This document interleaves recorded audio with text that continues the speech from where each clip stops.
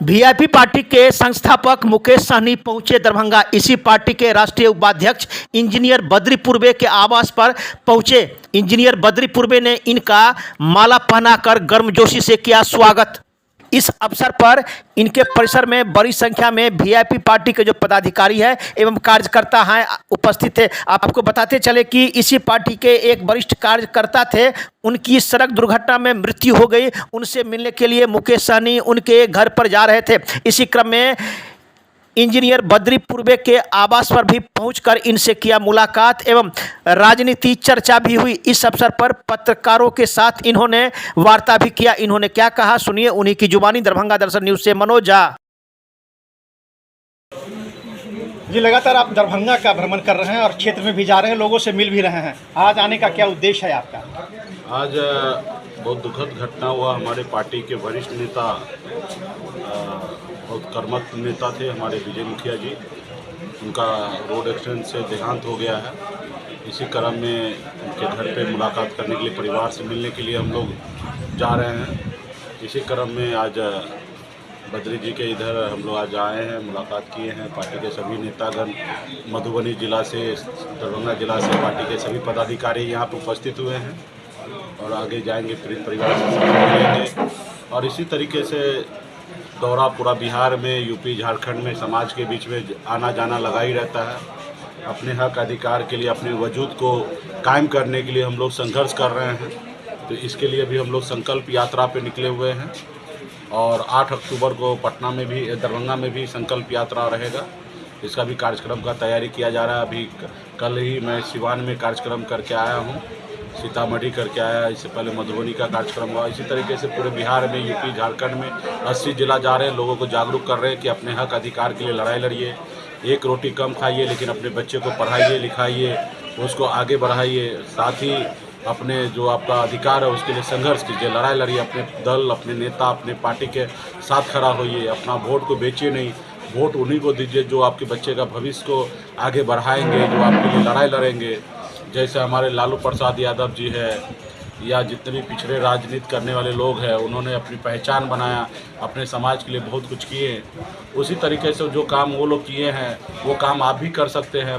जब आरक्षण मिल गया होता तो आज यूपी, बिहार, झारखंड में एक भी निषाद का बेटा कलेक्टर नहीं है, और आरक्षण मिल गया होता तो आज हमारे कलेक्टर होता निषाद का बेटा, लेकिन आज मछली मारने पे मजबूर है।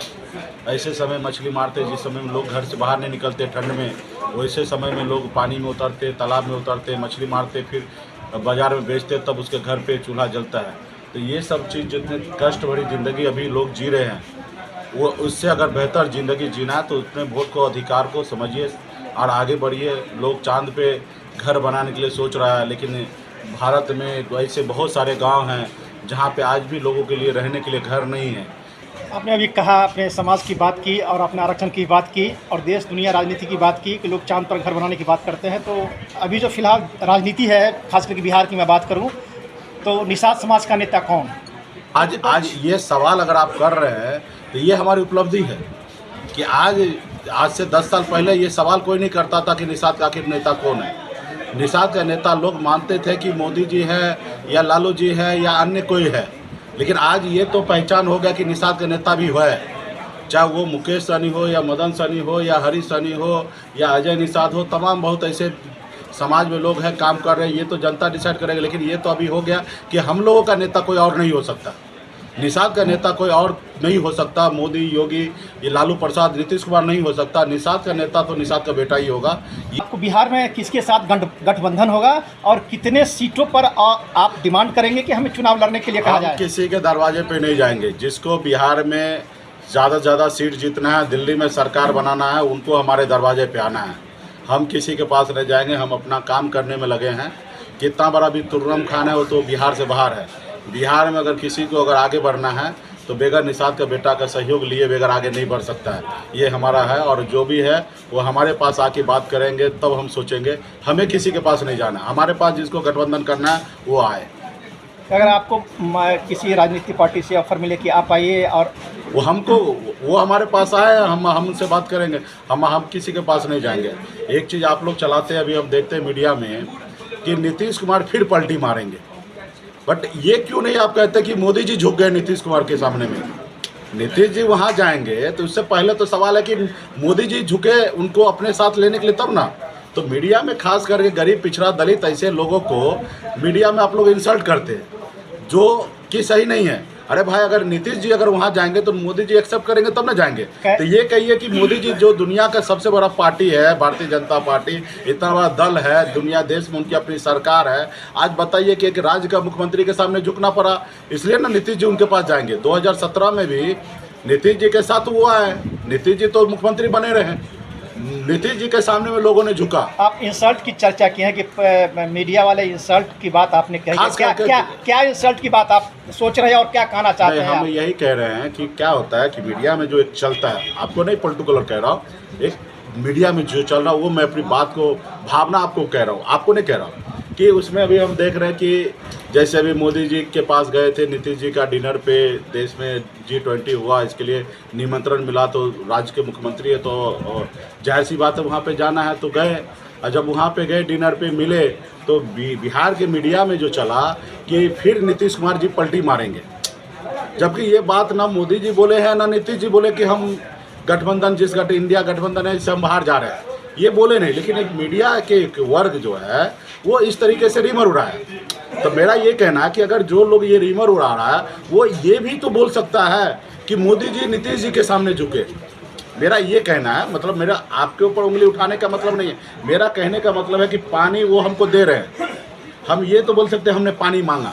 तो दो तरह की चीज़ें। तो उसी तरीके से अगर देश के बड़े प्रधानमंत्री हैं, देश में उनकी सरकार है, दुनिया का सबसे बड़ी पार्टी है भारतीय जनता पार्टी, आखिर उनको क्या जरूरी गिरता है कि बार बार नीतीश जी को 2017 में भी उनके पास झुके मोदी जी और बिहार में सरकार बनाए। नीतीश जी ही मुख्यमंत्री थे, यानी कि समर्थन भाजपा को ही देना पड़ा, भाजपा झुका, नीतीश जी कभी पलटी नहीं मारे। अगर आप नेता हैं, अगर आपके पास आप अगर किसी कारणवश निजी कार्य हो या राजनीतिक कार्य हो, अगर किसी बड़े नेता के पास, आपसे बड़े नेता जो अगर उनके पास मिलने जाएंगे तो मीडिया जरूर कयास लगाएगा कि परिवर्तन की संभावना दिखती है और आगे कोई बदल सकता है, ऐसा होता है मीडिया में।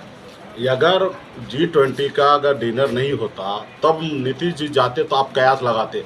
आप समझिए कि उन्होंने निमंत्रण दिया, अब जाहिर सी बात है निमंत्रण अगर हमें दिया तो हमें पसंद कर रहा है, और जब हमें निमंत्रण मिला तो हम निमंत्रण स्वीकार करने के लिए सामने वाले को घर पे जा रहे हैं। तो सामने वाले के घर जा रहे हैं तो मतलब वो हमारे सामने में सॉफ्ट होने का कोशिश कर रहा है कि भाई मैं आपको निमंत्रण में बुला रहा हूँ। तो ये बात तो उनको, वो झुक रहे हैं ना, जो दिल्ली वाले निमंत्रण दिए वो झुके। अभी वही खड़गे साहब को निमंत्रण नहीं दिए, यानी कि राहुल गांधी जी के सामने नहीं झुके, लेकिन नीतीश जी के पास सामने में, ममता दीदी के सामने में, यहाँ पे आखिर उनको झुकना पड़ा। हेमंत सोरेन जी के सामने भी झुकना पड़ा कि उनको निमंत्रण भेजा। तो भाई पहले तो उन्होंने भेजा ना, तब गए नीतीश जी न, नीतीश जी अपने मन से थोड़े गए, उनको बुलाया है।